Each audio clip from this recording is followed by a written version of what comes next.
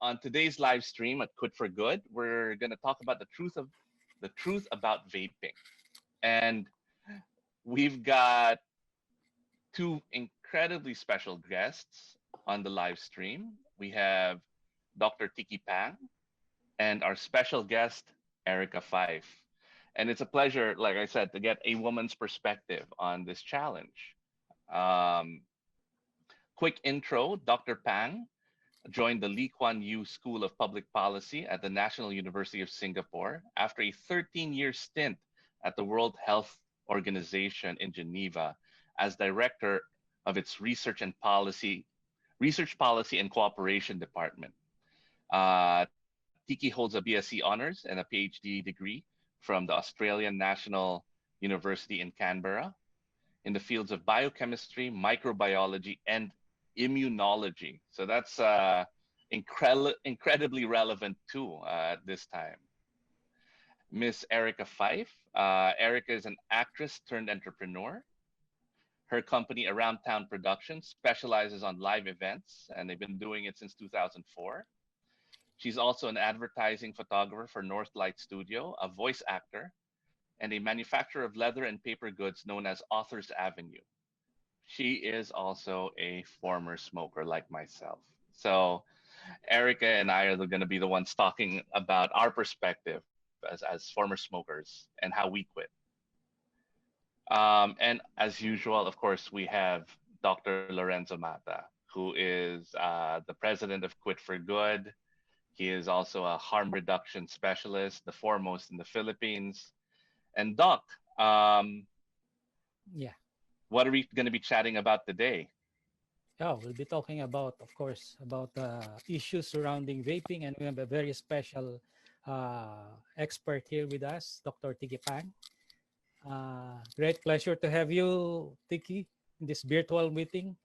I think Pleasure. this, yeah, I think this is the third time that we have met. No, the Yes. last time was when we were in London during the International Harm Reduction Summit there, Yep. where I where you were the first speaker of the first day of that conference. So I do admire your eloquence, particularly your incisive knowledge and understanding on the science of vaping.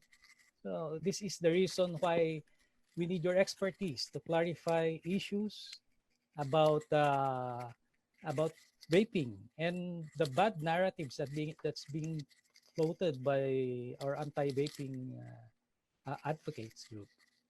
So, as you probably know by now, our Quit for Good advocacy group would like to see the deadliest product in the market eradicated from the face of the earth the soonest. And I know a lot of other groups advocates the same, but what we differ from is we advocate all practical means to achieve this, knowing fully well that, quit, quit cold turkey, nicotine replacement therapies, behavioral therapies, drug therapies have given us no, a very measly 4 to 6% success rate.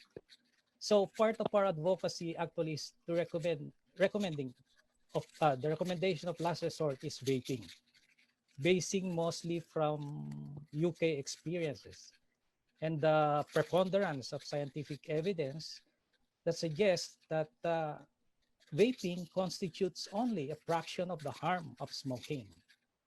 Now, countries, particularly US and now the Philippines, are claiming that there is a steep rise of youth vaping in their countries.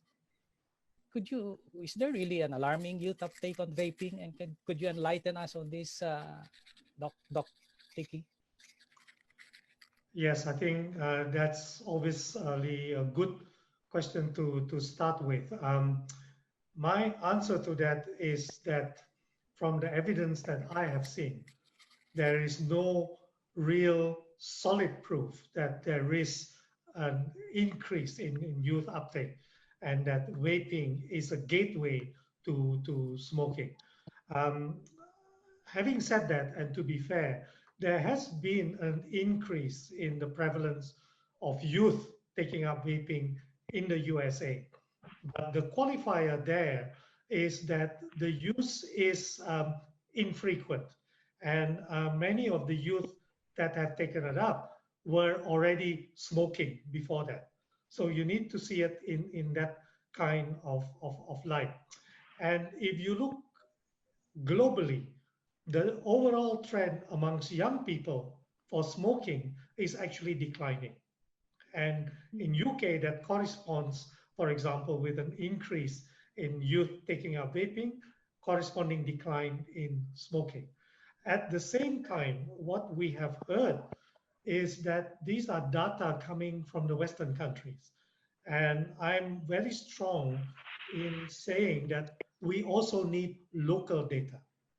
And for the policymakers in our countries, in ASEAN, for example, local data is much more important than just citing data from the US or the UK. Right, What's the right. situation in the Philippines among youth? Are there any research groups in the Philippines getting that very important local data? So that's one thing. From my own home country of Indonesia, just to give you another angle to this, I worked with some NGOs who did a survey amongst youth. And the very interesting finding is that vaping is like a fashion thing, okay? Like any young people, they would try it. Like they would try gambling or alcohol or Exactly. computer games or pornography, whatever it is. It's a fashion thing. And this survey also indicated that amongst youth, smoking is actually considered something for the oldies, for their parents. It's Mhm. dirty, it's smelly, it's not healthy. The young people know that. So I think to link vaping to eventually these young people becoming smoker, there's no evidence. That association to me is very, very tenuous. So that's a long So answer to the question that you posed.